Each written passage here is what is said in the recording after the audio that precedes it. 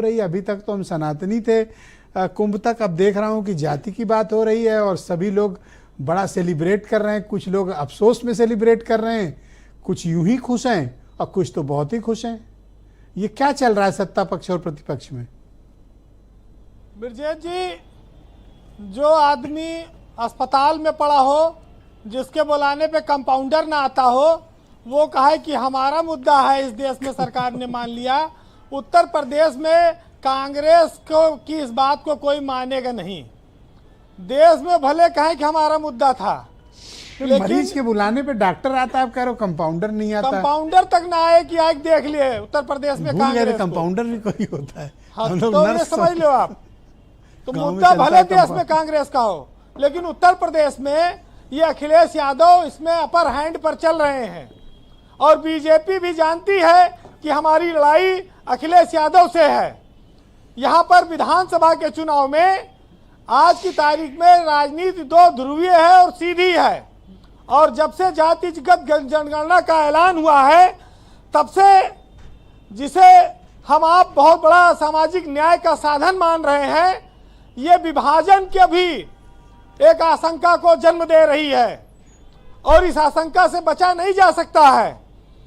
जनगणना बंटवारा भी करा सकती है, जोड़ भी सकती है, और इस बात का बहुत साफ संकेत है कि अपर कास्ट को नाराज भी कर सकती है। अब अखिलेश यादव को तो अपर कास्ट की बहुत फिक्र है नहीं। अपर कास्ट बीजेपी के साथ है। बीजेपी चिंता करे कि हमको जो है इनको अपने साथ कैसे मना के रखना है। दूसरी बात, जनगणना से खास तौर से दलित समाज में जो वोटों का समीकरण है वो बहुत तेजी से बदल रहा है। और उत्तर प्रदेश के परिप्रेक्ष्य में आप देखेंगे कि ओबीसी और दलित जातियों का जो विभाजन होगा वोटों का, वो सिर्फ दो दलों के बीच जाता दिख रहा है।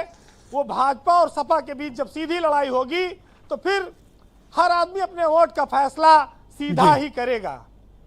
उत्तर प्रदेश में आज रामजी लाल सुमन समाजवादी पार्टी के लिए एक नए दलित मसीहा के तौर पर चल रहे हैं और वो कहा जाए वो बहुत बड़ा वोट बैंक उनके माध्यम से वो साध रही है।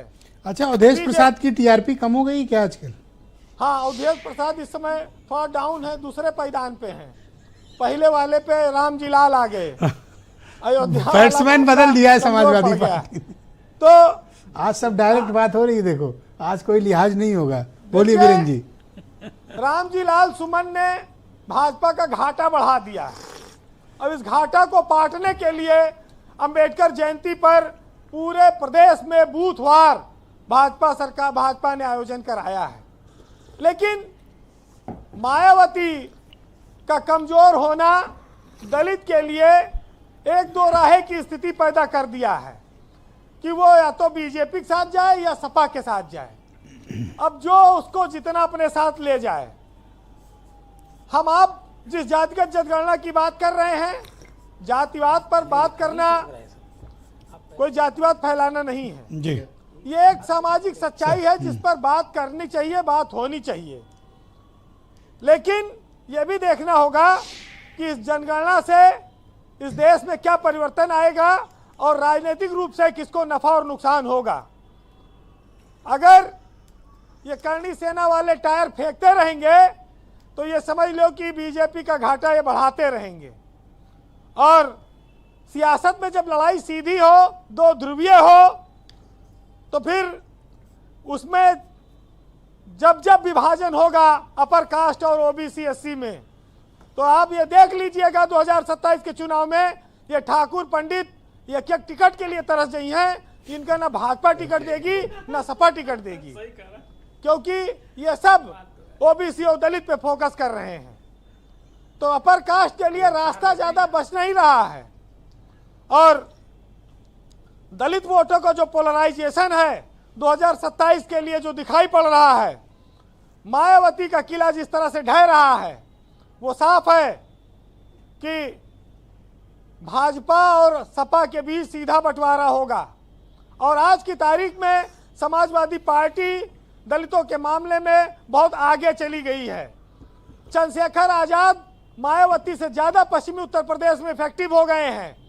मायावती के उस वोट बैंक को वो अपने साथ लेकर जाएंगे।